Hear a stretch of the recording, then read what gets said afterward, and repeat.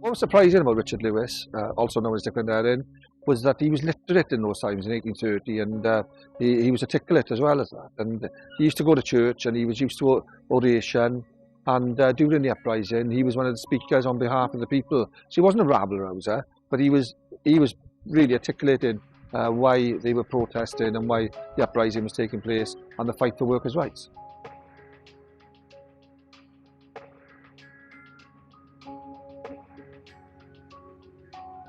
Well, it really feels like there's an undercurrent here, that there's a growing awareness of Dic Penderyn and the story. It's a great story that we're all proud of. And the ultimate aim, I suppose, is not just to raise awareness, really, but a long overdue pardon for a man who was widely regarded as being innocent.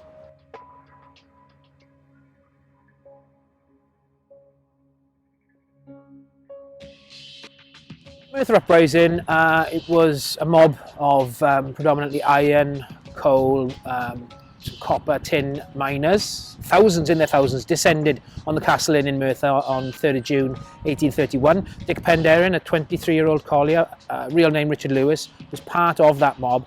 When the furore sort of quelled and everything dispersed, word was sent down that somebody needed to hang for this. Someone needed to be made a scapegoat. Richard Lewis was that scapegoat and was accused of stabbing the soldier Donald Black in the leg. The main chant from the Merthyr Uprising was Caws and Barra, which was bread and cheese, because there wasn't the owners of the ironworks had all the money, and they weren't paying the people that were working in the mines and working at the ironworks enough cash to get their food and their bread and anything they needed. Dic Penderyn's his last statement, basically, before he was hung in Cardiff, which is, well, translated, it's, "Oh Lord, here is iniquity."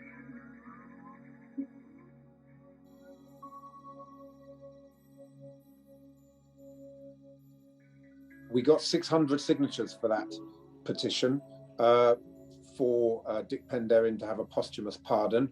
We went along with members of the family and a big community. People rented a bus and came down from Port Talbot to Westminster, and I went with them to hand in the petition. And we really want to keep on campaigning. I think the play and the murals are a great opportunity to draw attention to this awful injustice once again.